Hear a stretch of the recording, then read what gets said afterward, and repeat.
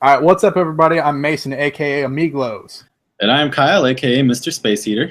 and you're scanning in to Touchbase Podcast Level 9.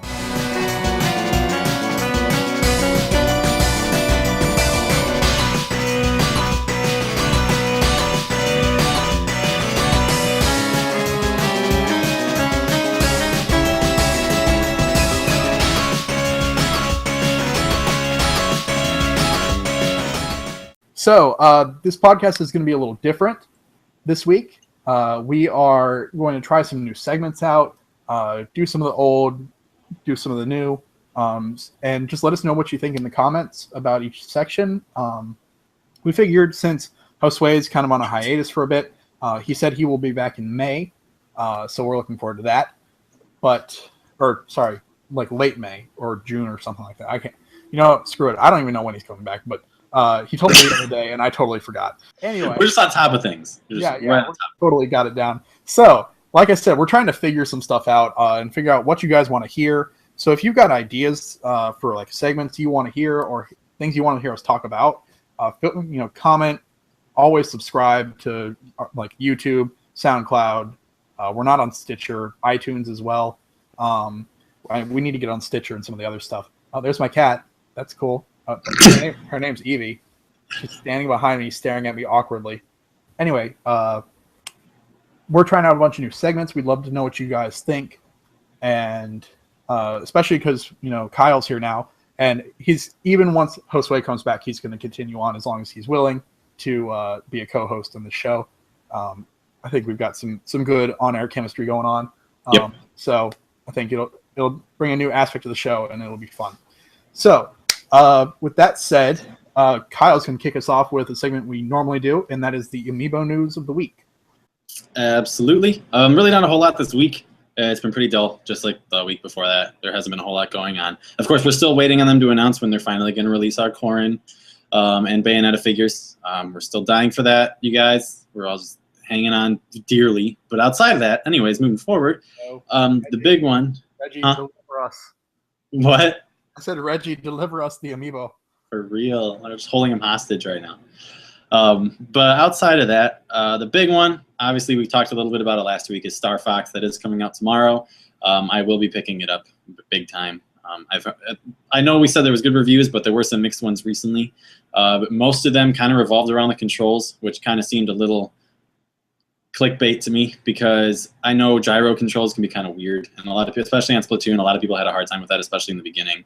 I personally find it easier than using the knob, but I don't see why Star Fox wouldn't have an option to turn that off. So like if you're having a hard time with gyro, just switch to the old school controls, I'm assuming. Obviously we'll all find out tomorrow, and maybe I'm just sticking my foot in my mouth right now, but that's just kind of how I view all those reviews, and I really have just stopped listening until tomorrow anyways. Yeah, well, so with regards to the gyro controls, Star Fox 64 3D that came out a while back, it had gyro controls, and you could turn them off if you didn't like them. It was no issue whatsoever. And I cannot imagine that they would do a game with the gamepad, the thing that everybody hates about the Wii U. They also sort of love it, and they would never admit it, but the gamepad's kind of awesome, but it's also terrible. It's a big love-hate relationship. Like some games you're like, this is glorious, and other games that you're like, I don't need this right now. Where's my Pro Controller? Yeah, exactly. Like, I wish you could use a Pro Controller for Splatoon. Like, I understand for, like, the Ink Strike or whatever, why you can't use a Pro Controller, but, Anyway, sorry. Didn't mean to derail us. That's cool. So, yeah. I can't imagine the gyro controls are going to be the only way to control the game. And so if that's really the thing that people are complaining about the most, then, that's not a big deal. The other thing that I was reading was that people don't like how, similar it is to Star Fox 64. And honestly, that if it's essentially like an HD upgraded with some new content version of Star Fox 64, which was a wildly successful game, I'm going to love it. Yeah. I don't understand, oh, you wanted a new Star Fox? Well, they tried to give you new Star Fox with Star Fox Assault, Star Fox Adventures, all that other crap. And that, the games that everybody was like, oh, this is terrible or whatever. You know what? So they went back to their roots, to something that worked. Yeah, it's a big double-edged sword, because people are going to complain about it being similar to the old games, which on one hand, I get them. You've got the original Star Fox. Star Fox 64 is technically a re-envisioning of the original Star Fox. You had it remade for the 3DS, which is not a big deal. And then you've got the new one, which is basically based around the same storyline, just with some added effects. Obviously, some of the levels are very different. It all looks way better also. So they're going to get upset that it's similar. But on the other side, you've got people that would get upset if it was way different. Like you said, Assault and Adventure is doing a lot of crap, which I'm personally playing Assault right now, and I really don't have a problem with it. I'm probably one of the few people that love Star Fox Adventures. Okay, it's a little cheesy. Oh, okay, it's a lot cheesy. But, on this show, we really like cheese. So, I mean, I love Star Fox Adventures. I thought it was great. I went back through and played it, I don't know, maybe a year ago with my GameCube. Like, I didn't even bother. I think it might be on Virtual Store. I don't know. Anyway, I played it on the GameCube, and I was like, this is wonderful. It's way easier now than it was when I was little. But you know what? Like, yeah, I feel that. I still very much enjoyed that game. I am actually personally one of the people that didn't start playing Star Fox until 1 year ago. My very first Star Fox game I ever owned was Assault. And I actually started playing that first. I only got a little bit into it. I didn't get super far. And then I ended up getting a boxed version of Star Fox 64 because obviously that's the staple. Like, that's the one that everyone should own. And then I kind of got frustrated because I'm spoiled with new games. So I'm spoiled with the whole save here. You can continue where you left off. And I'm not used to the old arcade styles where if you lose, you got to go back to the beginning. And that threw me off a little bit. That kind of frustrated me. Yeah. All right. So back to Amiibo news. Right. Tangents. We're still talking about Star Fox, but god dang it, cat. Squirrel. But anyways, moving forward. Outside of Star Fox, there's really not a whole lot for game functionality and things like that. The only other news we've really got this week, you did bring up that some Amiibo were kind of flickering on GameStop, especially used ones. Like, I know I saw the Samus, but you had pointed out that you had seen a couple others like Mega Man and stuff like that. Mega Man, Kirby, Samus were all flickering and have been for the past couple weeks on GameStop's website used. Typically, there's a limit of 2 per cart. Or like it'll let you do 3 at the most. So what'll end up happening is you'll add, like, I'll try to add usually 4 at a time. And then I'll go to checkout and you'll put your credit card information in or whatever, or if it's pre-saved, whatever. And it'll be like, oh, one of the carts was removed, or one of your items was removed due to availability or whatever. And so it'll drop it down to like 2 or 3, depending on how many in the cart. Sometimes it won't let you add more than 3. But I've never gotten more than 2 at a time through checkout. But what I was able to do with Mega Man last week was I was able to get 1 order of 2 and a second order of 2 but the code SAVER still works, and it gives you free shipping. So now it's value shipping, so it takes a little longer to get here. Like, 2 of those Mega Man arrived, the other 2 are still, like, it says they've shipped, but they're still, I don't know where they're at. It's been like 2 weeks since I placed the order. Anyway, point being, so the code SAVER, SAVER, will get you free shipping at GameStop. That's been on for a long time. But they had Mega Man, Samus, Kirby. Ike went up today, new on GameStop's website for a little bit. He may still be up, I'm not sure. By the time this podcast is actually out, it's going to be long gone, I'm sure. Maybe it'll go up a second time. Who knows? Right, but still, it's good to tell people just because, I know he's not here, but I'll plug him. Like, go ahead, follow at Amiibo Steel if you haven't, and follow anybody else Amiibo related that kind of posts that kind of news, because that's the only way you're going to hear about it. I get 90% of my Amiibo news on Twitter, to be honest with you. Yeah, and Reddit is a really good source as well. Yes. But they don't cover, so originally Reddit used to be like, anytime anything went up, it was on Reddit. But the our Amiibo subreddit has died quite a bit since, all these massive restocks, and the availability is no longer really an issue for a lot of stuff. But if you're looking to just find out what's available, Amiibo alerts and Amiibo news and Nintendo Inquirer and Amiibo Steel, so are probably the best sources for that right now. Yep. And have been for quite a while. And our Amiibo is still pretty good. So, like, if something that's been out of stock for a while goes live, Reddit usually has it covered as well. But for, like, oh, Mario's back on whatever. Actually, Mario's never went anywhere,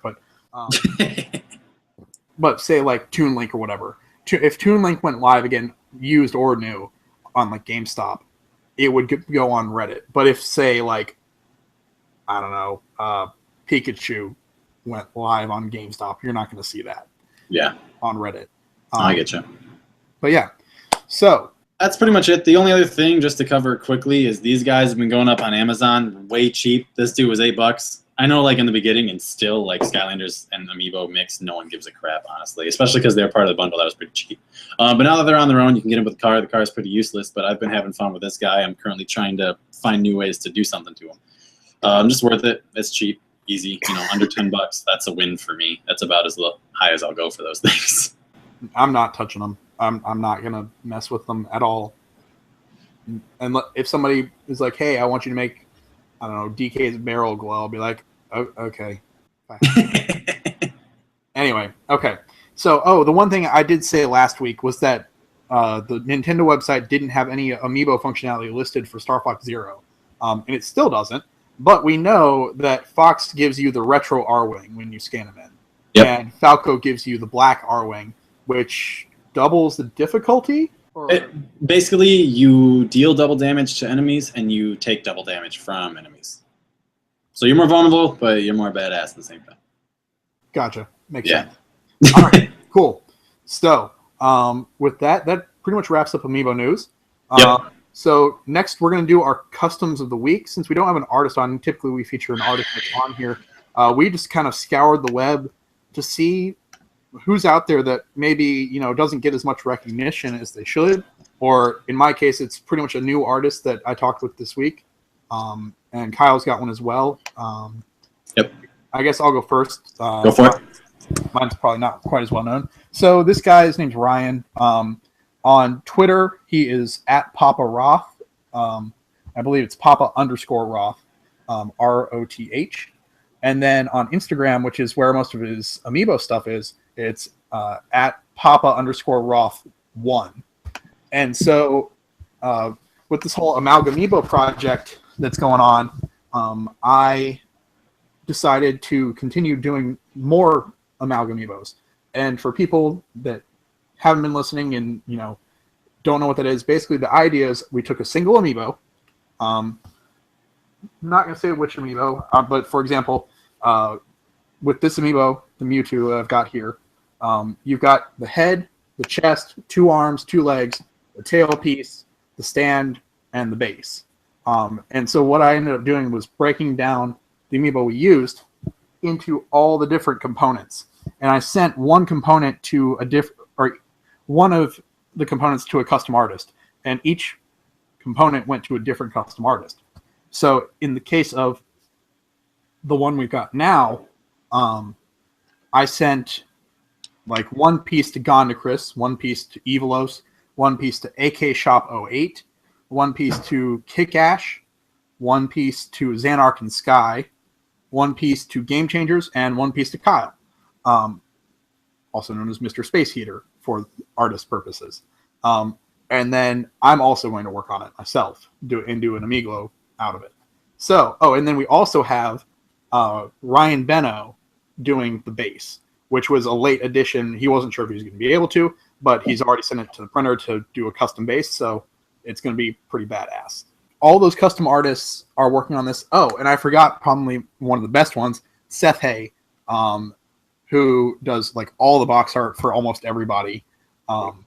He made a logo for us, which I gave him an idea, and he didn't like it at first because he doesn't like using different fonts for a single logo. So he wasn't too happy about it at first. I was like, please just do it this way. I think it'll look badass, especially because, he's super artistic and pretty awesome. And so he did like one logo where it was all the same font, and it wasn't quite what I was hoping. And so I told him, I was like, please just try this. And he did it, and it was just amazing. So I'll put that logo up on screen, but he's going to do some custom box art for us when it's done based on photos. He's going to render something, or I don't know how he's going to do it, but he said he'd be glad to do that. So we're going to have 10 artists total working. excuse me, working on this thing together. So 10 artists total working on this first Amiibo. Got 10? Yeah, 10 total. I'm over here counting it. Like, I've got one over here also extra, so I'm like counting everything, and yeah, it's 10. Yeah. Sorry, anyway. I got excited. So 10 of us working on it. And so what's going to end up happening is when it's done, we're going to auction it off for charity. We haven't decided what charity yet. If it were up to me, it would go to some sort of carnivorous plant related conservation, because that's where my true passion lies, and my professional career will hopefully be headed towards carnivorous plants, because that's what I do. Anyway, so, but it probably won't be that. But so I'm really bad at tangenting. That's okay. Are you kidding me? We all have our moments. Yeah. Okay. It's hard not to. I'm really excited about the Amiibo projects. Very excited. It's really cool. So I'm trying to do more of them, and I want to get other artists involved that maybe weren't involved with this one, that wanted to be, and get some new artists that are just hitting the scene, or aren't maybe haven't been featured as prominently as they should be. And that's where I found out about Papa Roth, or Ryan is his name. So he sent me some. Like a couple of links to his stuff on Instagram. And some of you might have actually seen one of his pieces before. He did a Mewtwo that he painted like Charizard and put Charizard's wings on. And then in Charizard's hand, he has the fireball from Mario. And it was a pretty good paint job. It's essentially a repaint with a little bit of resculpting. It was fairly cool. But there's one piece that he did that really stood out to me as something unique that nobody else has really done yet. And it's not particularly a difficult style to do, I don't think. But we talked about it pretty at length, and we came up with like, if he did a whole line of them, it would be a very unique take on the custom amiibo scene, and I could see him doing very well. And that's his splatter paint Yoshi, which we'll have on screen now. So this thing is essentially just a Smash Brothers Yoshi that I believe he just removed the saddle, and that was it. Oh, and I think he probably removed the shoes as well, and painted the base or whatever, and taped the base so that paint didn't get all over it. But he just flung paint at it, like Jackson Pollock. I'm thinking of the other person that's done something similar. But yes. Okay, I didn't know somebody else had done that. They have, but it didn't look as detailed or as particular as his does. Like, his looks like he tried to do a style. Theirs look like they literally splattered paint. I know, like, in paint splatter, it doesn't seem like there's a difference, but you can definitely tell when there is. Yeah, no, and that's a very good point. So, it's sort of similar to what Jackson Pollock does, but what really stands out about it is that, he took that saddle off. You can still tell. I mean, obviously, you'd be able to tell it's a Yoshi no matter what. Right. Maul the thing, or run over it with a car like that one guy on Instagram a couple weeks ago. That poor Ryu amiibo. Anyway, so what the fact that he didn't like do a base coat and just cover the whole thing in one color and then splatter paint, it looks like Yoshi got in a paint fight rather than, oh, I just got dumped paint on this and then splattered it. It's a distinct style, and it's cleaner looking than some of the other, people have done splatter painting on amiibos before, which Kyle pointed out when in the part we cut out. But the difference is that this is clean and looks like he was going for a style rather than just I'm just going to dump paint on it and see how it turns out kind of. Yep. And so it's much cleaner, and definitely go check that out. It sounds like from the talk I had with him that he's going to keep doing those and try to improve and try some more. And I can't wait to see what he comes out with. Yeah, definitely. All right. So how about you? Who'd you pick this week? This week, again, there wasn't a whole lot of activity in the custom amiibo realm. There's a lot of people with works in progress. Like, there's a long list of those. There's plenty of us like that. But there is one that got finished that's for the charity auction that she's going to be doing soon. But Kick Ash did actually make a Nurse Jigglypuff. Now, it's not something that's like, I don't know. It's not wild and out there. It's very simplistic, but in a very beautiful way. Like, it is very clean looking. You can definitely tell she was very, very, very, very patient with how she modeled it and with how she painted it. And I think that's why it kind of jumped out at me. Holy crap, I haven't even liked it yet. But I have seen it recently. So bad. But like honestly, I had seen it a couple days ago, and it's just the cleanliness of it just made it bounce off my phone, off the Instagram page, just because it was that noticeable. I was very impressed. For something so simple, it looks very nice. So I just thought I'd give her a shout out on that one. Yeah, definitely. So, and we've had Kickash on here twice already. She helped me co-host episode 5, and then I think it was episode 4 she was on as well as our artist of the week. But episode 5 was a weird one. Anyway, so always a pleasure to talk with Kickash. She's a good friend. She doesn't live that far from me. We haven't met in person yet, but I'm sure we will at some point. So those are our customs of the week. So Kickash did her Nurse Jigglypuff, and Papa Roth, also known as Ryan, at least from his Twitter handle, has the Splatter Paint Yoshi, which is pretty cool. And I'm excited to see what he comes out with. And Kickash, it's always cool to see what she's got too. And she's been doing this the derp series, as she's been calling it, of Amiibo. And so I just sent her my last Toon Link, and it the poor Amiibo just doesn't know what's happening to it. I can just hear a bunch of people in the background just cringing, like, no, not more Toon Link. No, exactly. And so she posted, she was like, "Lonk incoming" or whatever. Thanks Amiiglows for the hookup or whatever. And somebody was like, "Why would you do that? That's one of the rarest Amiibo out there now." Just because they haven't done like a real restock of Toon Link, really. Yeah. No, I've gotten so much of that crap like in the past couple months. Like everyone is just drilling me because I'm stealing all these Amiibo, and I'm just sitting here like, does this look American to you? Does this look like I'm stealing from your mall? No. All right, let's calm down for a minute, guys. But even if you were, who cares? Like, it's an Amiibo. If you don't have a Toon Link Amiibo already and you just start collecting, that makes sense.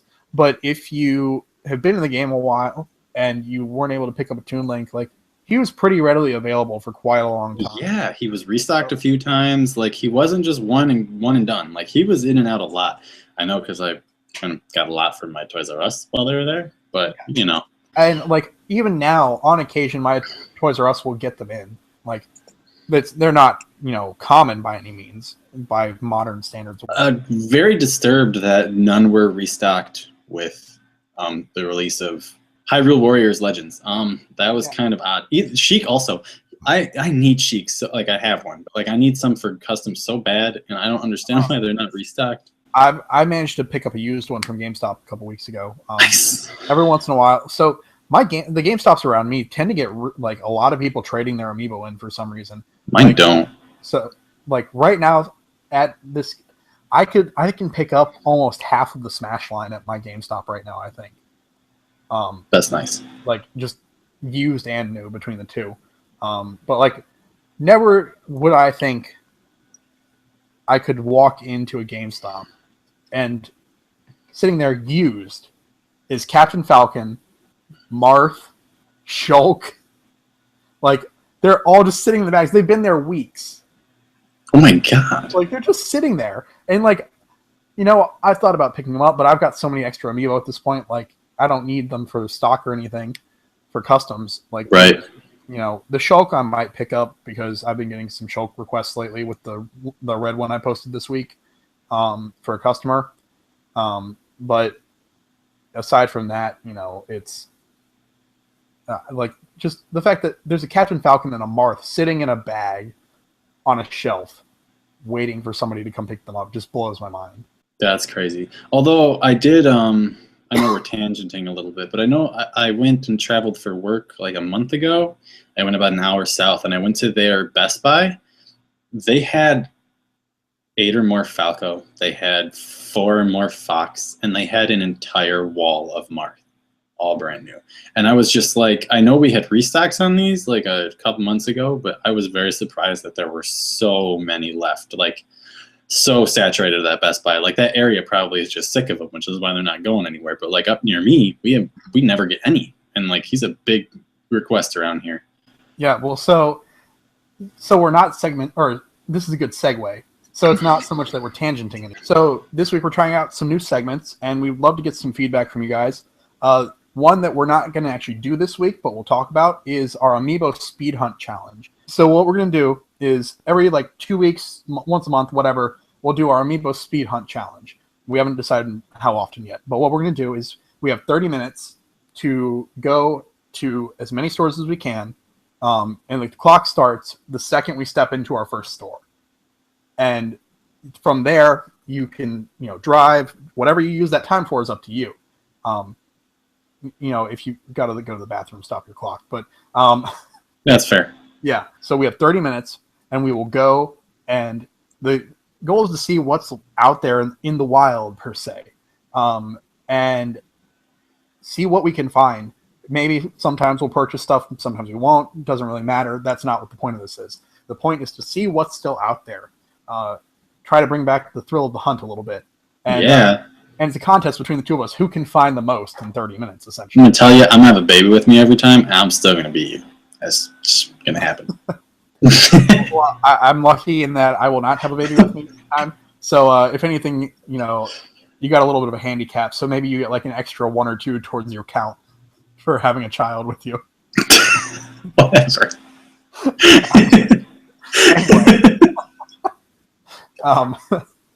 Anyway, so that's going to be one of our new segments. And so I went out to Amiibo Hunt the day after the release of what the hell was it? Roy Ryu Famicom Rob. It's like, I don't know. I can't even throw you some guesses. No, yeah. So the last Amiibo release, I went out and did a little bit of hunting just to see what was out there and took some footage. I went to Best Buy and I went to Toys R Us and just did a quick film. So next segment, Kyle, you wanna listen to the next segment? Yeah, definitely. Another new segment we wanted to bring to this is we definitely wanted to cover kind of some insight on how different artists do their work. So I'm sure when we have guests on, we're definitely going to question them kind of on how their methods are. But we also would like to give brief kind of statements about how we do our own thing. This week, we thought it might be kind of neat to talk about box art. I know, in my opinion, I've noticed that I think everyone does it just about the same, but at that same time, a little bit differently. Like everyone has that same outcome, but everyone's process in getting there just has little minute differences, little differences in like materials they use, as well as in their methods of making the art itself. I know lately a lot of people have been going straight to Seth. I still have not talked to him personally, to be honest with you, but it's definitely someone I've wanted to kind of get into deep conversation with because he is absolutely amazing. I also don't know how much he does the applying and all that stuff, but just in terms of artwork, he obviously is stellar in that department. But for myself, here, I'm not sure how everyone does the application and what paper they use. I know some people like to do thicker paper. Oh my gosh, some people like to do thicker paper, pardon me, as Amiiglows likes to do. I tried matte paper at first, like just something to print at home because I have an Epson printer that I can use. It works fine. It just came out too dull and it was like coarse and a very matte finish. So I ended up getting glossy paper, and that was just the extreme other end of the whole possibility I could use. It was shiny, it looked nice, but it was too shiny. It kind of, the glue attached weird. It just had a weird finish. Well, and so, I haven't actually done box art before now, and I went straight to Seth Hay. I'm too lazy to make my own. Seth Hay is literally he's a god. Yes, so he is the god of box art. Yes, in the Amiibo custom world. So, I showed the Mega Man with the glowing eyes and gun that I did last week, and so that's for a customer, and I had him make me some box art for that. And my printer is crap, so I don't print at home. I went to Staples and had them print it, and I had them print it on business card paper, which is kind of, I'd say, a satin finish. So for people unaware with finishes, you have matte, which is like regular computer paper. It's very, I guess coarse is not quite the right word. It's matte. It's just what it is. It's flat and dull and not shiny. Then you have satin, which has a little bit of a sheen to it. Most wall paints are satin finish rather than rather than matte a lot of times. Then you've got semi-gloss, and that's kind of that shiny. Like a lot of furniture, like wooden furniture, will have a semi-gloss finish on it. So like if you have I don't know, like an entertainment center that you keep your TV sitting on or whatever, odds are it's probably a semi-gloss finish. And then you've got gloss, which is nice and shiny, makes the colors pop. It'll make things look almost wet sometimes. And so that's kind of the difference between the different finishes of, and you can get that in paper as well. So in my case, I'm using business card paper, and it's got almost like a satin finish. And so here's what I've got for this Mega Man custom box art, and I'm trying to hold it still so it doesn't blur. So Seth did that. You can see his logo in the top there, my logo next to it, and it's glowing Mega Man, or a Mega Man with glowing eyes, and even the back is custom. So, which is so awesome. Yeah, and so it says, you know, scan your Mega Man Amiiglo or whatever. No batteries needed, does not expire, blah, blah, blah, blah. And he just, like, it's totally badass. So, and he does add the not for resale in the bottom corner, which is a nice touch. That's like... So in my case, you know, I had it printed, cut it out. It was $1.30 for the printout of both of those, which is pretty pricey considering if I did it myself, it'd be way cheaper. But my printer is really low quality, so I couldn't print it and get good color on it. So it's just easier for me to pay $1.30. Yep. The next thing after that, so I used acid-free glue sticks. Which is definitely something I'm taking and keeping in mind, because I never thought about that. Yeah, so a lot of glue has acid in it. And what will happen is over time, the acid in the glue, and actually I knew about this because of herbarium specimens and mounting herbarium, like plants in drying pressed plants for herbaria. You use acid-free glue to hold them onto the sheet, because if you don't, it'll discolor the plant. So you have to use archival quality acid-free glue. And so essentially it's just cornstarch is really what it is. It's just concentrated cornstarch in a way. And I bought Elmer's brand. So Elmer's makes acid-free archival quality glue sticks. And it's really like, it's almost like rubber cement in stick form. It's kind of gross and hard to work with, but you know, I cut these out and then I lined the edges and then just did smears throughout the middle. And then I actually mounted it to the backing of another box, like an Amiibo box. In this case, I used a Famicom Rob just because it's what I had. And so I mounted it onto that using that glue. And then I pressed, once I had the front on, you know, I just kind of smoothed it over with my hand a little bit. Then I mounted the back, and then I put it in between some pages of a book and put a lot of weight on it and left it overnight. And it's probably about double the thickness of the backer of most Amiibo. So it's a lot stronger than it was. And like, you know, it bends and I could easily, you know, crease it if I wanted to, but it's, you know, a lot stronger this way. Yeah. I even noticed that in mine. And I ended up going with myself, which I also am going to look into that whole satin finish now that you've been talking about that. But I actually went to semi-gloss. It's not nearly as shiny as regular gloss is. So it doesn't have that effect, even though like in light, it still kind of flares up a bit. It wasn't too terrible. It has the same feel almost as a lot of the regular Amiibo boxes. And it just looks really nice. It pops, and it's the most similar outcome I've found to the original boxes after printing. Yeah. And sorry, go ahead. No, it's cool. Okay. So what I was going to say was that semi-gloss, for the original boxes, and I've got a creased up Mega Man one here. I would say they are using a semi-gloss paper, or at least for the printed portion. Right. It's not a satin. Actually, what's interesting about it is technically it's a semi-gloss finish. However, when you touch it and once you've like got fingerprints on it, it almost becomes satin-like because of those smears and like the oils on your hand or whatever. So it's kind of interesting because, you know, a brand new untouched box will look like actually you can kind of see it. See how it's reflecting? Yeah. Yeah. So that's a good example of semi-gloss. Whereas, okay, so let me see if I can get this dialed in here. All right, so you can see it reflecting. That's the original, and here's mine. Pretty similar. Yours is like 1% more dull, but it's so very subtle. But it's very, very minimal.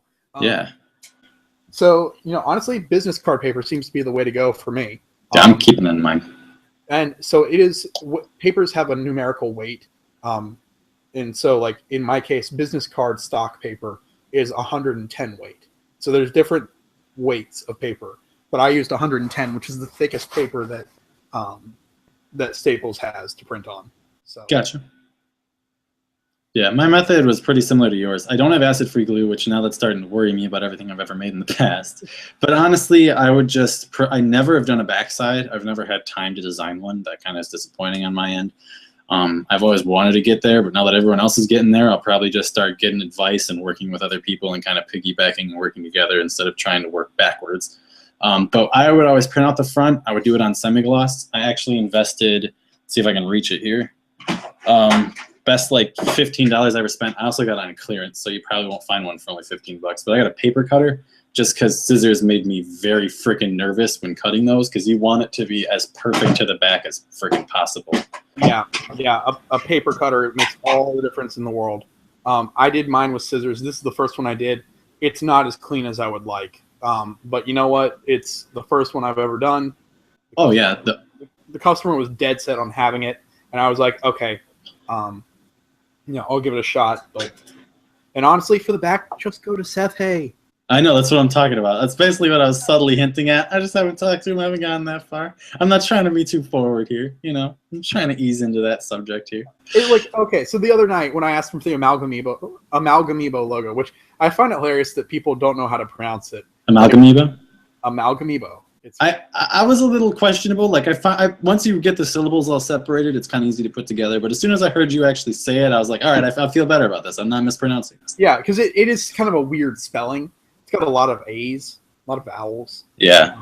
But like once you've heard it said a couple times and you see it, and like AK Shop, and we have like a group chat for all the artists working on it, and AK Shop was like, how do you even pronounce that? And tried to phonetically spell it, and I was like UH space MAL, because I was like, how do I spell Mal? I was like, and I thought about putting like MOWL, like Mowel, like that's too much ow. Yeah, exactly. So Amalga. Yeah, Amiibo. And so it was like, okay, it was UH space MAL space GUH space MEEBO is how I explained it. And nobody replied. I was just like, okay, whatever. Hopefully they'll understand. I was gonna say, you got through to everybody. That's what happened. I like how I commented the next day. Yeah. Just 12 hours later. Anyway, okay. So back on topic. So with the box art stuff, one thing I'm struggling with that you might be able to clarify with is, so you got this outer box. How the heck do you get rid of this crap? See, I feel like this is where I don't know. I feel kind of badass about this because I've tried not to be secretive about anything I've ever done. Like if anyone has questions about how I do my process, I tell you. But that is like the one thing that I've always been like kind of keeping to myself until, it's just better to open up about it. And now that everyone's starting to do it, it's pretty much that time. There was a lot of trial and error involved. Like there was a lot of screwing up boxes pretty bad because you got to use chemicals, and any chemical you're going to use is going to warp it if it's too much. So like what I ended up doing, I wonder if I have to open this guy, but he's pretty screwed as it is. So, hey guys, Toon Link. Sorry, I'm a jerk. But anyways, I have two different things that I use, and some people have used different because I have talked to other people about it in the past.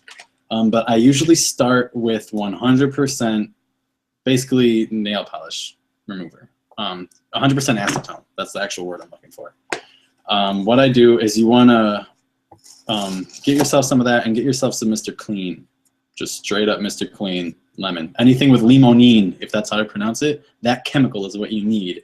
And I start by using the Mr. Clean, and I take like a rag, and you basically just kind of blot it into the Mr. Clean and just start scrubbing. And that's going to immediately take off all that extra cardboard that's left over, and then it's going to start wearing into the paint that's stuck to the plastic.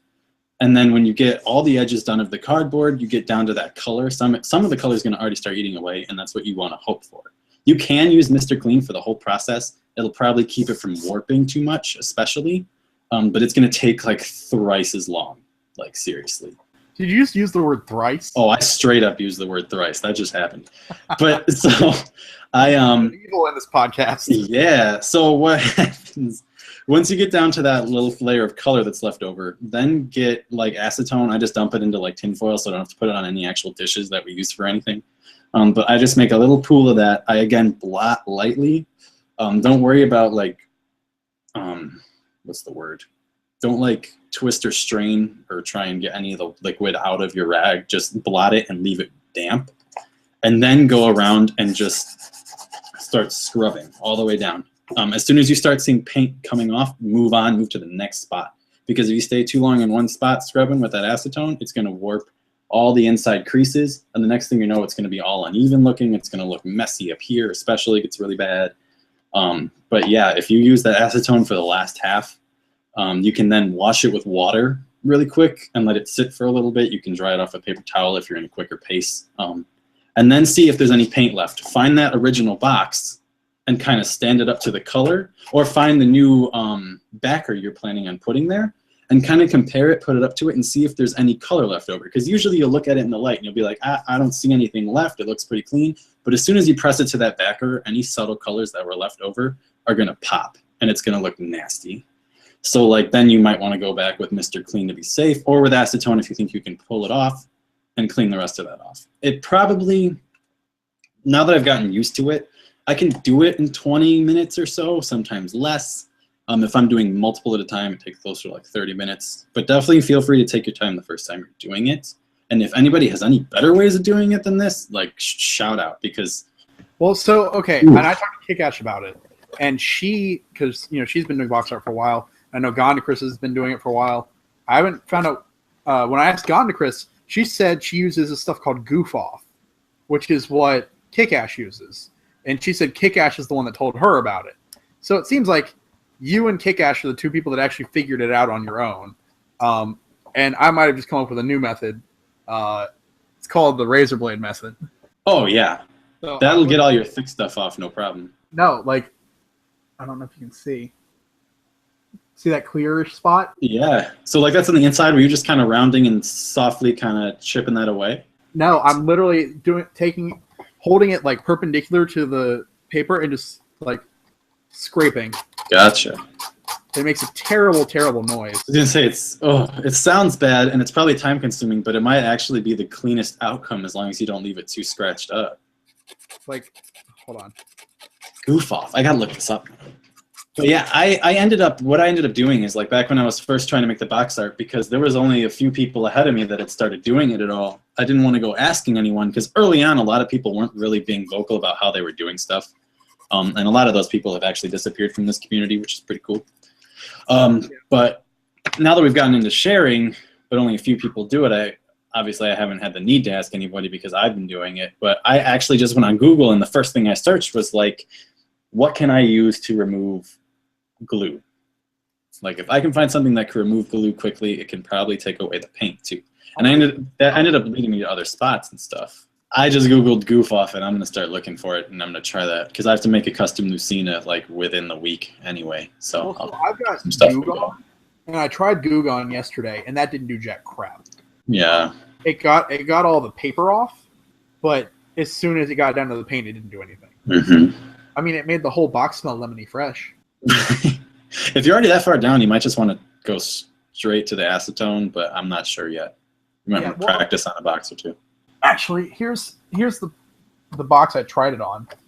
So I don't know if you can see, but like it's thin right here, and it's down to the paint. So you're down to the white layer. You're not even to where it's like.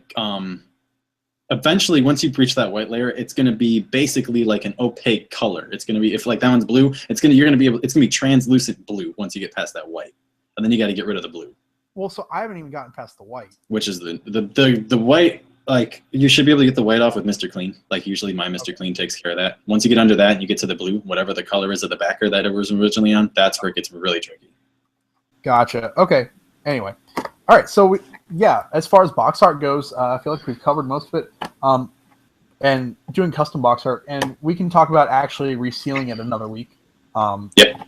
I mean, it's pretty simple. You can use a glue stick, which is what Kick-Ass uses. You know, you might as well just cover it now. But box art, you've got your box. Let's say your Amiibos back in here. You got it all figured out in there. You can literally just mount it on here, like just glue the edges of the plastic, or you can glue the box itself or the box art. I would not do that. I would glue on your plastic piece, and then you just have some way to press it down.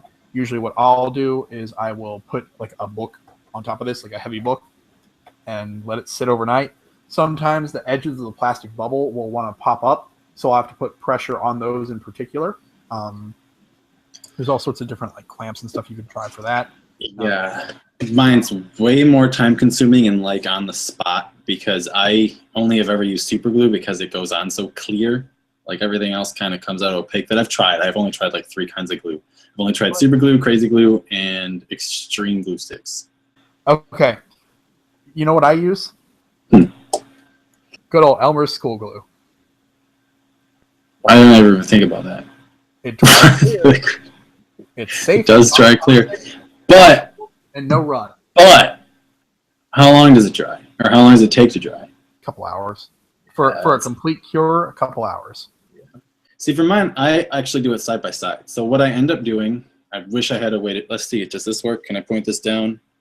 Don't worry, there's a table there. It's not my crotch. But so, like, I end up, this back part, I put glue here. I cut that off. Really? Yeah, that's how I opened the Amiibo. Oh, I just full on, I tear this thing right off for mine. Well, so it depends on it, like because of that. With this custom box art, that would be very helpful for keeping it attached here. However, a lot of times I'm not doing custom box art. I'm just resealing inside the original box. And in that case, I always slit the bottom open and then lift upwards to get the Amiibo out. Which makes sense. To just put glue down the sides and then it seals it back up. Yep. Yeah, I'll cover like really quickly. For my repacks, I actually cut the bottom and I just leave that hanging. I do not even reseal that. Like, because most people, if they're buying a repackage, don't even give a crap about the box. But whenever I do the custom box, I always put glue here, and then I actually fold it because obviously it's meant to be folded.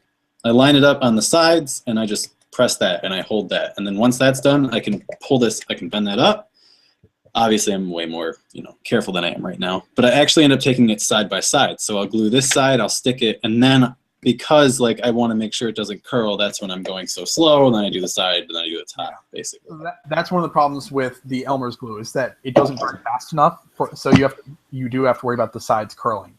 Yeah. And so the way I've found to fix that, I've got a couple old textbooks from college that I don't use anymore that I'm not going to. That like my freaking bookstore wouldn't buy back because they're jerks. And yeah, they're all great people. Yes. No. Bookstore the people are fine. Yeah, sorry, I'm at the bookstore, not the people. The bookstore itself is the issue. The people are fine. It's just for them. It's a job. Nobody aspires to work at a bookstore. Yeah, it's basic customer service. Long term. Yeah. So, point being, I've got some old textbooks that they didn't want to buy back because of whatever reason. Even though I literally only used them like twice.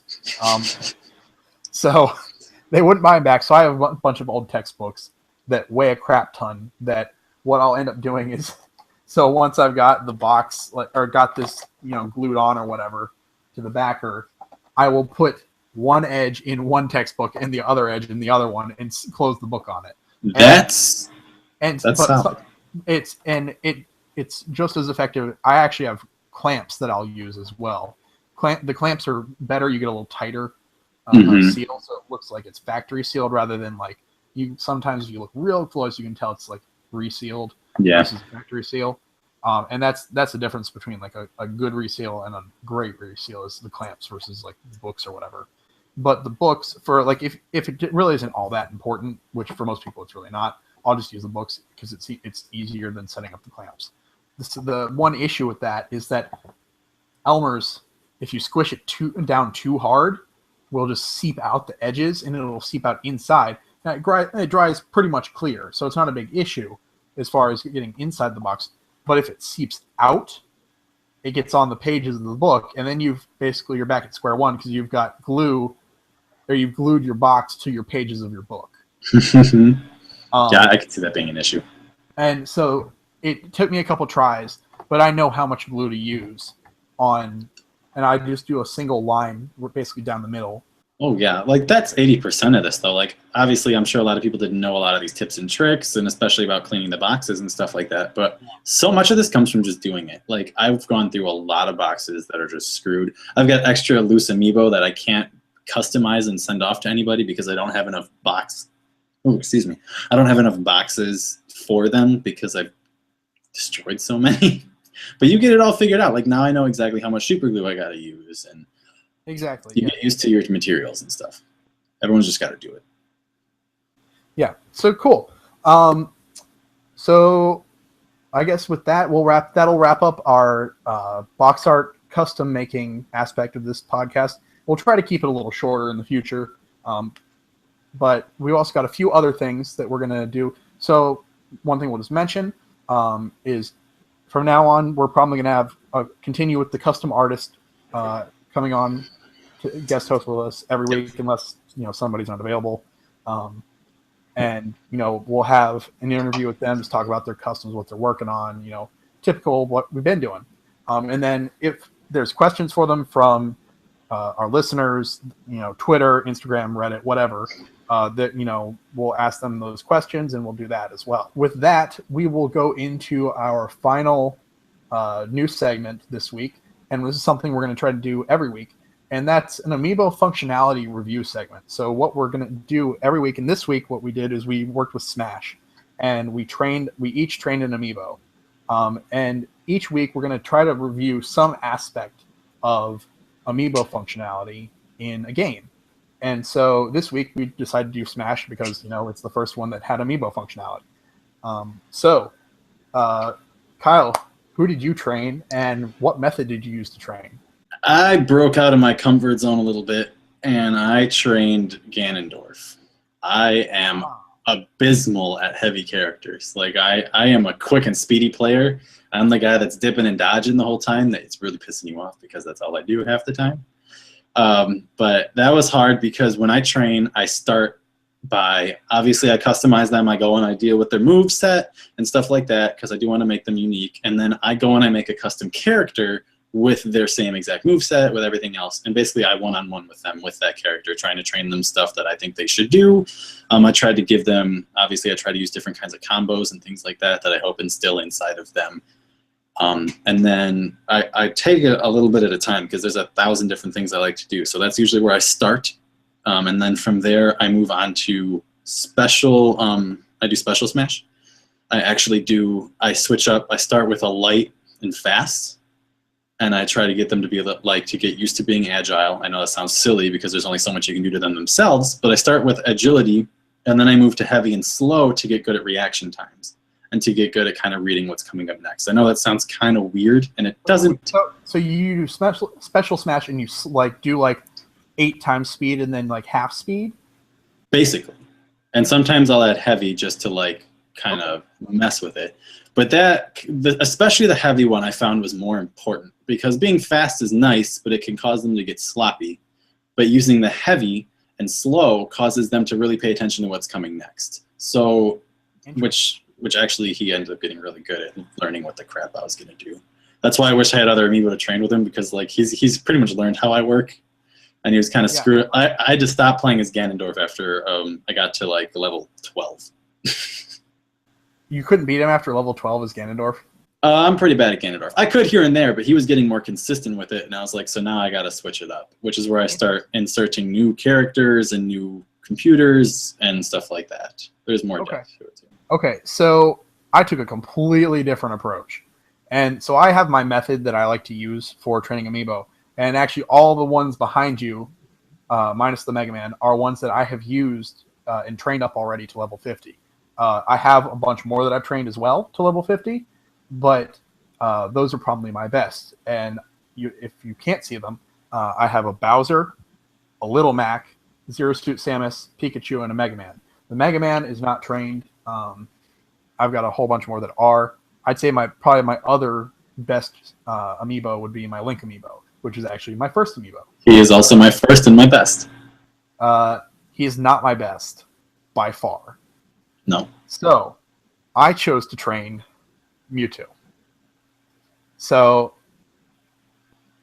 he is not I'm not very good at playing as Mewtwo. I have a friend that's very good at playing as Mewtwo, but I wanted him to come over and train him for me.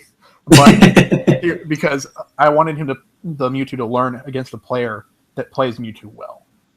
Right. I am not that. I main Lucario, I main Mewtwo in Melee, and then I played Lucario in Brawl, and I played a lot of Brawl. And I just can't play Mewtwo anymore. Like, for some reason, I cannot seem to figure out his timing and his spacing and things like that. And he has rough recovery times overall. Not just that, I had a really hard time with spacing in particular, figuring out, okay, if I do a side smash, it's going to hit them. Oh, wait, I just missed because I was like a millimeter away from them or whatever. Like, I just could not get the spacing right. So my general method is from level 0 or level 1 through 10. So, which is like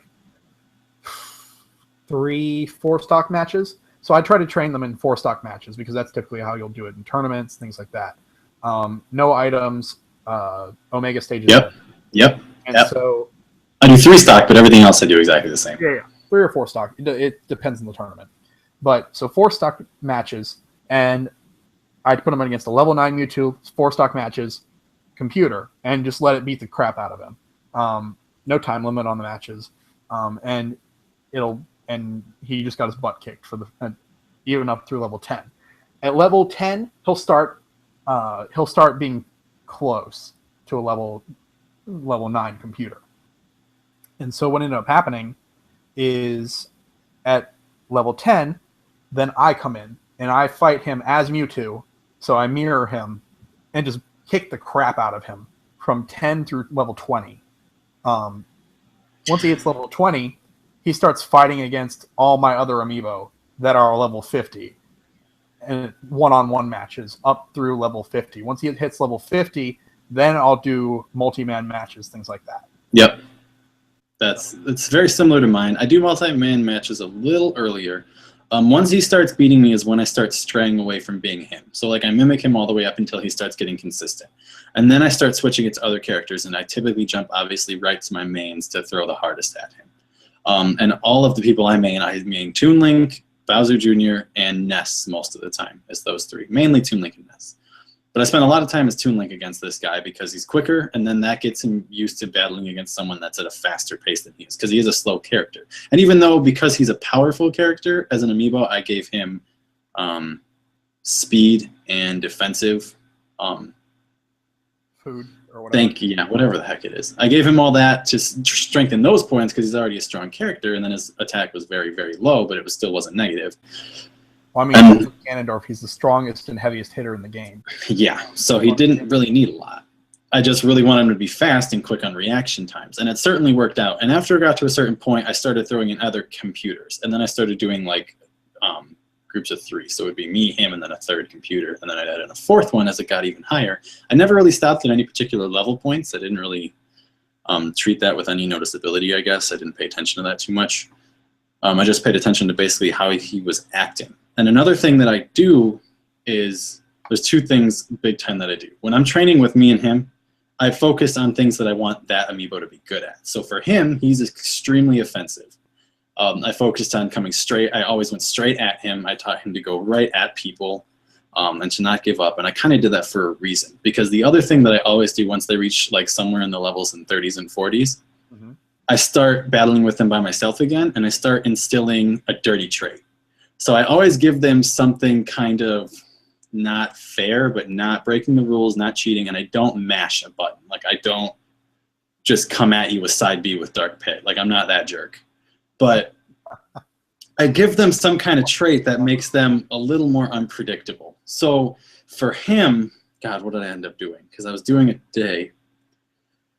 He got really good with a specific combo. He doesn't use it all the time, but when he does, you're straight screwed. So first of all, one of the things is he'll do his over B and he'll grab you and drop you, and then he'll do his under kick. So there you have no time for recovery. There's no getting back up. He instantly grabs you, you fall, and he kicks, and you're just gone. The other one I did is he's very good at timing. He stands right on the edge when you're coming back. Even if you're doing an up B from below, his timing and his punch, he almost always freaking hits me. And half the time I have bad aim coming back, so I usually jump into it. But he's very good at punching from the side. Okay. The reason I taught him to be offensive is because Link is my best character because he is an absolute jerk. Because when I was first playing and I was first training Amiibo and I was first getting used to what items were in Smash, I would run and use items. And so when I was running and using items, Link was learning to run from the battle. So now what Link does whenever I battle with him, if I use items, is he runs and he uses them. And he'll collect ones that he wants to use on you. And meanwhile, everyone else is freaking barraging each other. And he'll come back with like 10% health and literally KO everybody. And then he will run. So I was like, Link is a complete ass to everybody. I need someone that's going to be strong, and it's hilarious. Obviously, it's got to be Ganondorf. Of course. Just because, But I wanted them to be offensive, so I haven't had them battle yet, but I really, really got to see how that turns out. Also, I haven't trained Ganondorf with any items at all. I have not turned items back on yet. I've only done one-on-ones, and then 3 of us, and then I started doing groups at the end and versing other Amiibo. Okay, so I think your training is much more rounded than mine is in our methods. So like, you've got multi-man smashes down already. I haven't started doing any multi-man smashing. Literally, I just trained Mewtwo up to level 50 and then quit last night. I just haven't had time. So my Little Mac is my best Amiibo. Him and Bowser are pretty close to being tied for the best. My Little Mac is ridiculously fast. So I whenever I feed my Amiibo stuff, I always make sure they're balanced when I'm done feeding. So they're never, extra strength, weaker on speed or whatever. Balanced. Okay. And typically what that ends up meaning is that, I'll feed them a lot of crap that isn't necessarily the best, but it'll balance them out. Yeah. So for Mewtwo, do you have any bonus effects on your Amiibo? I've got 3. Okay. I've filled him up. And I kept Mewtwo's base moves. I didn't change his moves at all. Okay. I will for certain Amiibo, but for Mewtwo, his bonus effects are Easy Perfect Shield, Extended Respawn Invincibility. So he is immune to any attacks for close to, I think, 15 seconds when he respawns.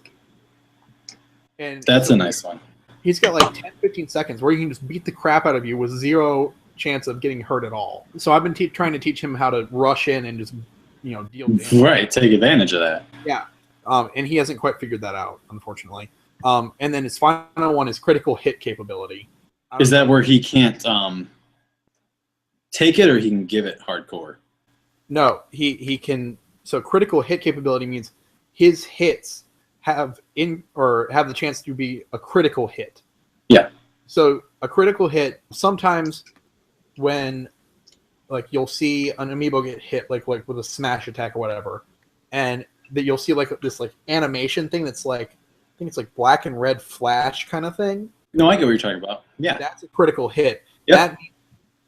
That's basically indicating that hit dealt a little extra damage. It was, extra strong compared to the normal hit. I don't know what the stats are on those, but that's my understanding of it. And I could be completely wrong because I haven't actually read up on it. But I know that's a really interesting trait to have. But he's balanced as far as his numbers go. But he has -28 attack, -20 defense, and -20 speed right now. Oh, just because of all the bonus effects doing that? Yeah, because of all the crap I had to feed him to get him to, not be terrible. Right. Yeah, for my guy, I don't round him with usually depending on the character, I'll kind of give him different traits. So just that way every Amiibo kind of has their own identity is kind of how I work with it. Obviously, there's only so much you can do in that aspect. But for him, he's only got 13 attack, but his defense is 51 and his speed is 56. So he's quick and he's not going to take a whole lot. But his bonus effects are countdown bonus, which is just a lot more improved power for the last 5 seconds. So when it's counting down, if anyone's close to dead, like I pray to God he goes after him, but I haven't really trained him on that. That's just kind of like an inkling of hope. I'm just going to throw that out there. He's got the chance of lucky sudden death for like down to 30% when it starts off. He used to have 2 of those. So he used to have like double the chances of being good on sudden death. But I ended up taking one away because I'm like, I mean, the odds of you getting sudden death, first of all, are so low. I want something he's going to use more often. So now that I trained him to be quick, and for the last 5 levels, 45 to 50, I played with Toon Link, and I dodged the whole game. He beat me every time, but I constantly dodged. So now he's very good at barreling left and right really quick. Right, he dances around you, basically. So I gave him improved braking ability for the last one, so that when he's running or charging at anybody, if he has to stop and turn around, he's got that extra little halt in his step. So I just focused on making my Ganondorf, which I named Gallenworf, extremely quick and agile, just because he is so strong already. Gotcha. So to give you an idea of what my poor Mewtwo had to put up with when fighting this little Mac. So my little Mac, God. So it's balanced at plus 36, and plus 38 for attack, defense, and speed. So it's ridiculously strong. It's already got the advantage going for it here. Yeah. In addition to that, it has 3 positive bonus effects. The first one, easy perfect shield. Okay? You know, helps with blocking attacks. Especially with Little Mac, it's really good to have his shielding capabilities up, because if he gets hit, it's really hard for it. Like, you can, beat the crap out of him pretty well. Yeah. So he's got easy perfect shield. In addition to that, Little Mac's attacks tend to combo and flow together very well. But if you don't have a way to stop somebody else's attack from hitting you, to interrupt that and get your flow going, it's hard for him to get a lot of damage on somebody. At least in my experience training this amiibo. Yeah. So easy perfect shield is the first way to interrupt. In addition, I have explosive perfect shield. So every time he blocks an attack with the shield, it explodes and does damage to the person. That is ridiculous. Which causes a tiny bit of knockback, but not a ton, unless they have a lot of damage. Right. And either way, that's going to save you for a moment, and you're not going to get hit by their second attack that's coming at you. Like, it gives him the time to just come in with that flaming uppercut, I do have a modified move on him. He has the grounding blow, which is the modified side B. So if they're on the ground when he does that, it hits them into the ground, kind of like Bowser's thing does. Yeah, I gotcha. That's pretty solid. Or if he's off the stage and he hits somebody with it, it spikes them. And so, but he's learned not to use it off the stage, because he then goes. Yeah, it's like Toon Links, basically. Yeah. You know how many times I do that? I'm like, I use this guy all the time, and I'm still freaking going down and killing myself every time. Now, so the best thing about the third and final effect of this little Mac that the poor Mewtwo had to face, increased lateral air movement. Oh my God, Little dude. Mac cannot recover worth crap. No. Increased lateral air movement, he can recover from almost any attack, as long as it's not going to hit you straight out. If there's any chance of him recovering, he will recover. I've never had him die from a fall, but from getting him off the screen. Stupid. The increased lateral air movement, God. Easily he'll get up to 300 damage every time before he dies. I got no words for that. That's just mean. It is. It's just... So, the one thing I do avoid, because a lot of tournaments, especially if you do any competitive play with Amiibo and training Amiibo versus other ones for tournaments, they don't allow healing, healing equipment. So yeah, I almost gave Ganondorf one today. Actually, I almost gave him one that gave him consistent healing throughout, and I was like, eh. Yeah, and so I was like, I'm not going to do that, because if I ever do want to take it to a tournament, I want it to be able to compete, and people be like, that's not fair, because whatever. So I've been talking about this Little Mac more than I have my Mewtwo. So had to face Little Mac, and then my Bowser is the one amiibo that's not balanced. He is way increased attack and speed. Oh God. His side smash, the double kick thing that Yep. takes him forever to recover from, is as fast as Little Mac's like uppercut. That's intense. And he lands it like every time. It's just terrifying. So this Bowser is ridiculous. I wish we were closer. I want our amiibo to battle now. And I haven't touched any of my other ones lately in a while too. I know I trained Dr. Mario and Jigglypuff really well, but I haven't used them for ages because I put them all in my basement. yeah, well, I need to. I love playing Smash. I'm not a particularly good Smash player, but I love playing Smash. I agree, So, and same level. I'm going to train this Mewtwo more, and so what we're going to do is next week we'll put footage from a match of us playing against our own amiibo, whether it's from right now as the amiibo stands now, or if it's later after we've trained it more. But next week in the podcast we will put in the footage and we'll like watch it during the podcast and we'll comment on it based on and be like, oh shit, that just happened or whatever, and so the video will be up, but we'll kind of narrate what's going on in it so people that are listening can actually understand what's happening on screen if they're not able to watch the YouTube version. Yep. Well, it'll just be one match each, so it'll be like 3 minutes each, and short little segment about that, and then we'll talk about the other amiibo functionality that we're going to cover next week, which haven't decided quite what we're going to do. Probably going to do some Splatoon or something like that. So, end result, I love training amiibo, especially in Smash. It is my favorite amiibo functionality of any amiibo that we have so far. Granted, I have not played Shovel Knight, and I have not played Animal Crossing. So I'm on your same page, man. I mean, I know you haven't, but I've played Mario Party, and we don't need to get into that miserable feat right now because it is very miserable. Mario Kart is very gimmicky. It's just like, here's you have an amiibo. Well, we might as well do something for you to use with it. Here's a costume, and it's not even all of them. I haven't played Shovel Knight either, as well, which I have been meaning to do, but I haven't used him. I'm looking at my shelf over here, like what else is there? Because I know there's more. While I'm on the subject, very disappointed that Pokken didn't have any amiibo, but I understand. Oh my god! I understand why. I understand they came from. It was supposed to be an arcade. It kind of was out of nowhere. Let's put it on the console, but he still could have done something. Yes. Anything. Yeah, or more than just one card that was limited edition.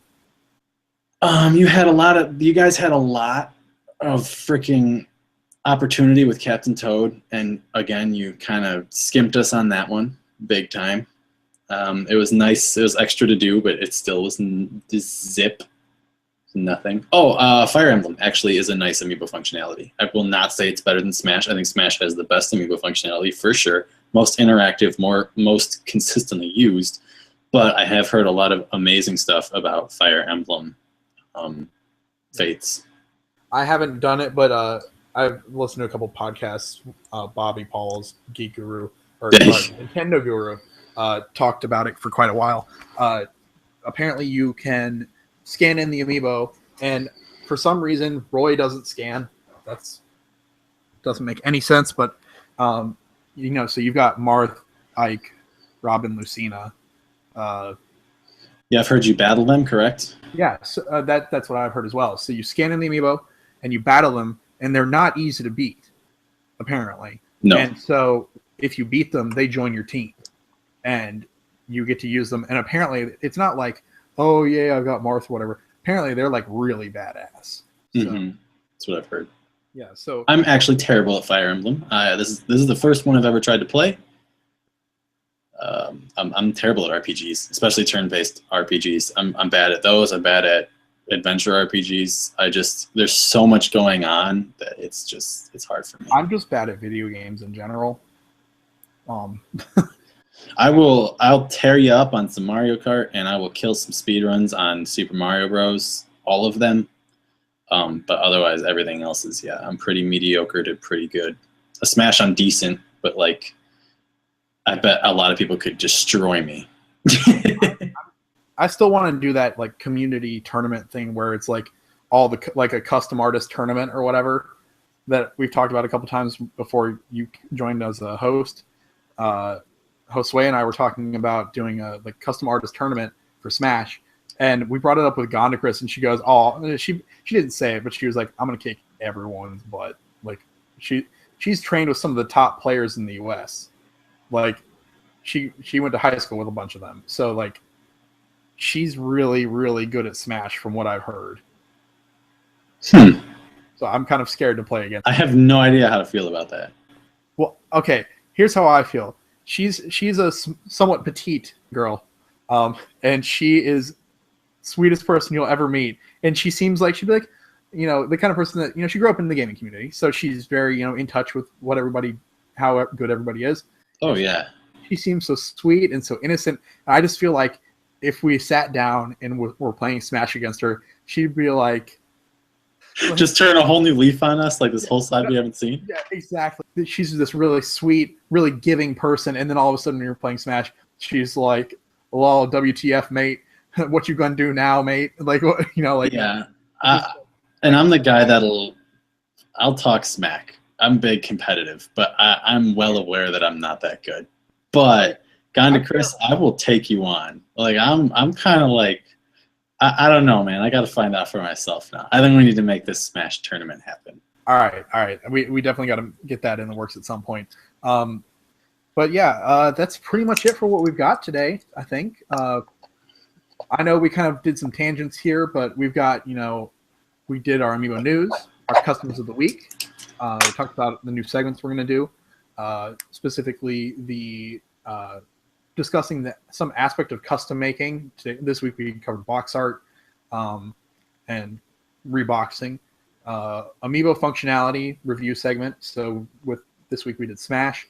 Talked about the amiibo speed hunt challenge that we're going to do probably not every week, but every couple weeks or so. Customizer interviews and audience questions for the customizers we have as guests or us. If you've got questions, you know, definitely comment. We'd love to answer them in the next podcast. You can always email them to me directly, amiiglows@gmail.com or mrspaceheater@gmail.com. And that's pretty much it for this week, I think. Kyle, you got anything else you want to add? Not really. I'm really excited for the new segments. I think having guests on to talk about how they do their own kind of amiibo work will be really exciting. I do think that before we get started, obviously we're going to talk with them about I think what aspect they might want to talk about. I think we can, that way we're not kind of like, hey, we should talk about this kind of paint or we should talk about this kind of artwork, and then we bring them on and we're like, we're going to talk about this, and maybe they're like, I don't want to talk about that. So I don't want to like kind of, you know. No, so the I'm sure the interview segment will be fairly, you know, what's the word I'm looking for? It'll flow well, and it'll be kind of how it has been. So that's the part of the show we will try to keep sort of the same. It'll just kind of flow, you know. It'll be like a conversation between us and the custom artist. It's not going to be like, so question 1 here. Well, right. You use Paint X. So and so uses Paint Y. Why do you use Paint X? Because Paint Y is clearly superior. You know, we're not going to do anything like that. That's just silly. And that was a little bit of a stupid example, but you know, I got the point across. Exactly. So, you know, we'll keep that sort of this way it is, or the way it was, way it is still, because we didn't stop it. Anyway. I was about to start singing. That was going to be bad. I'm glad I withheld on that one. What were you going to sing? That's just the way it is. Do-do-do, do-do-do, do-do-do. Come on. Like, come on. It was right there. Like. Okay. Anyway. Getting late. All right, I think it's time for us to end this podcast. Yeah. So, all right, guys. I'm Mason, a.k.a. Amiiglows. And I'm Kyle, a.k.a. Mr. SpaceHeater. And this has been Touch Base Podcast Level 9. Please remove your amiibo. Oh, God, that's really cheesy. It is so cheesy. Oh, God. Okay. If you guys have a better idea for an outro, aside from please remove your amiibo, feel free to message us. We'd love to hear it because last week we did, and we've been touching base with, and that doesn't sound quite right. Apparently, that might rub people the wrong way. Oh, oh! I told you we like cheese on this show. Oh boy.